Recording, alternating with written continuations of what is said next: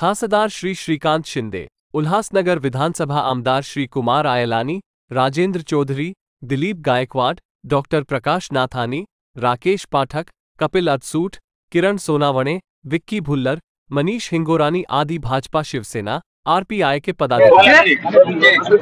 बड़ा प्रश्न जरा विचारा जरा लवकर घूम खालती क्या थोड़ा खालती क्या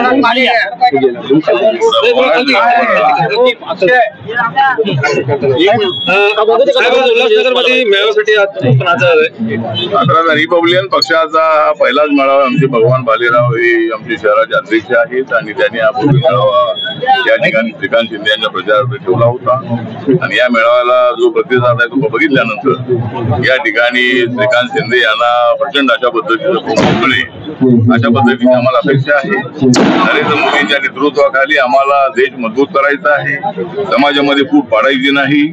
पण एका बाजूला इंडिया आघाडी जी आहे, इंडिया आघाडी समाजामध्ये फूट पाडण्याचा प्रयत्न करत आहे। राहुल गांधी एका बाजूला भारत जोडो यात्रा काढतात आणि दुसऱ्या बाजूला भारताला तोडण्याची भूमिका मांडत असतात। त्यामुळे या जी इंडिया आघाडी आहे, या इंडिया आघाडीला जी इंडिया आघाडी म्हणजे गवंडी आघाडी आहे त्याला हरवण्यासाठी आम्ही सगळे मैदानात उतरलेलो आहोत आणि जो रिपब्लिकन पार्टी ऑफ इंडिया पक्ष आहे, बाबासाहेबांच्या विचाराचा पक्ष आहे, हा पक्ष महाराष्ट्रामध्ये महायुतीच्या बाजूने आणि देशामध्ये एनडीएच्या बाजूने मोदी साहेबांच्या बाजूने उभा आहे आणि आम्हाला पूर्णपणे अपेक्षा आहे की आम्ही जो नारा दिलेला आहे अब की बार मोदी सरकार, अब की बार 400 पार, त्यामुळे आम्हाला नक्की 400 पर्यंत जागा मिळतील अशा पद्धतीची आम्हाला अपेक्षा आहे। काय प्रश्न अजून या ठिकाणी मेळाव्याचं आयोजन केलं होतं, काय सांगतो? रिपब्लिकन पक्षाच्या वतीने महिला मेळावा आणि आमच्या कार्यकर्त्यांचा मेळाव्याचे आयोजन करण्यात होते। त्यासाठी आमचे राष्ट्रीय अध्यक्ष आणि केंद्रीय मंत्री आठवले साहेब उपस्थित होते। या विभागाचे खासदार कल्याण लोकसभा क्षेत्राचे श्रीकांत शिंदे साहेब उपस्थित होते। महिलांच्या समस्या आणि झोपडपट्टीच्या समस्या मांडण्याचं या दोन्ही नेत्यांच्या समोर आम्ही उपस्थित केल्या, त्या सोडवण्याचं काम हे दोन्ही नेते एकत्र करतील अशी आम्हाला ग्वाही वाटली। आणि जो श्रीकांत शिंदे साहेबांना सांगितलं, जो मतदार आहे हा झोपडपट्टीतला असतो, तो मतदार तुम्हाला मतदान करतो, पण त्याच्याकडे आपलं दुर्लक्ष होते, ते भविष्य काळात दुर्लक्ष होऊ नये, त्यांना खऱ्या सुविधा त्यांच्या परत पोहोचल्या पाहिजेत या उद्देशाने या मेळाव्याचं आयोजन केलं। दलित वस्तीचा निधी पोहोचत नाही,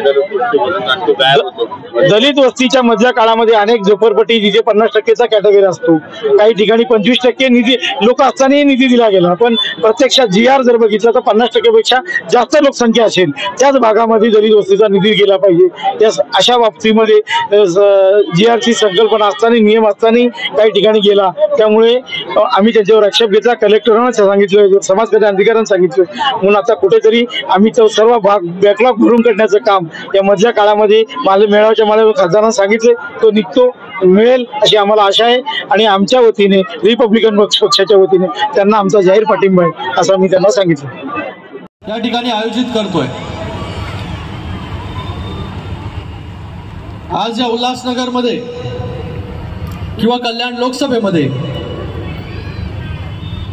आपल्या सगळ्यांच्या आशीर्वादाने गेले 2 टर्म 2014ला आणि 2019ला आठवले साहेब तेव्हा पण प्रचाराला आले होते, 2014ला देखील आले होते, 2019ला देखील आले होते। 2014ला महायुतीचा उमेदवार म्हणून मी या लोकसभेमधून उभा राहिलो, तेव्हा या सगळ्यांच्या आशीर्वादाने, सहकार्याने 2.5 लाखाच्या मताधिक्याने मला यांनी सगळ्यांनी निवडून दिलं। 2019ला ते मताधिक्य वाढलं आणि 3.5 लाख झालं। अण्णा रोकडे पण या ठिकाणी उपस्थित आहेत आणि आता 2024ला पुन्हा तिसऱ्यांदा जे आहे निवडणुकीला सामोरे जातोय आणि पुन्हा जे आहे आठवले साहेब माझ्या प्रचारासाठी इथे उपस्थित आहेत। यावेळेस आठवले साहेब गेले 10 वर्षामध्ये या मतदारसंघामध्ये मोठ्या प्रमाणामध्ये निधी आणण्यामध्ये आम्ही यशस्वी झालो।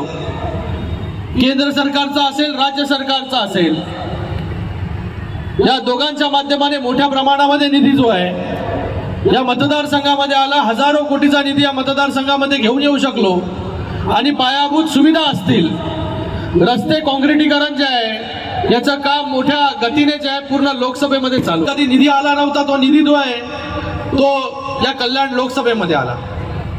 त्याचबरोबर फ्लायओव्हर असतील, ब्रिजेस असतील, रेल्वे असतील, ही सर्व कामं जी आहेत ही गेल्या 10 वर्षामध्ये